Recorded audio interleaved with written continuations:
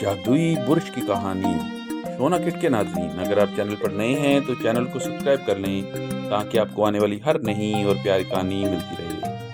لاہور کا ننھا مصور۔ لاہور کے ایک پرانے محلے کی تنگ گلیوں میں جہاں دیواریں رنگین اور چھتوں پر کبوتر اڑتے تھے، ایک 12 سالہ لڑکا بلال اپنے والدین کے ساتھ رہتا تھا۔ بلال کا دل مصوری میں لگتا تھا اور وہ ہر خالی کاغذ، دیوار یا زمین پر کچھ نہ کچھ بنا دیتا تھا۔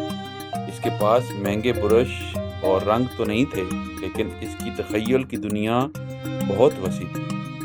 ایک انوکھی ملاقات۔ ایک دن بلال باغ جناح میں بیٹھا درختوں کی تصویریں بنا رہا تھا۔ اچانک ایک بوڑھی عورت جو رنگ برنگے کپڑوں میں ملبوس تھی اس کے پاس آئی۔ اس نے بلال کی تصویریں دیکھی اور مسکرا کر کہا، بیٹا تمہارے ہاتھوں میں کمال ہے۔ اس نے اپنی چولی سے ایک چمکتا ہوا برش نکالا اور بلال کو دیا۔ یہ جادوئی برش ہے، اس سے جو کچھ بھی بناؤ گے وہ حقیقت بن جائے گا۔ جادوئی برش کا کمال۔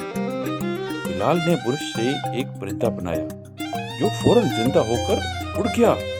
اس نے ایک درخت بنایا، وہ زمین سے اگایا۔ بلال حیران رہ گیا۔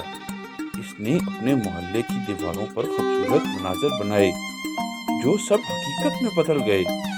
لوگ بلال کی مصوری دیکھنے دور دور سے آنے لگے۔ شہرت اور آزمائش۔ بلال کی شہرت پورے لاہور میں پھیل گئی۔ ایک دن ایک امیر تاجر نے بلال سے کہا، میرے لیے سونے کا محل بنا دو، میں تمہیں دولت دوں گا۔ بلال نے انکار کر دیا، میں اپنی مصوری لوگوں کی مدد کے لیے کرتا ہوں، لالچ کے لیے نہیں۔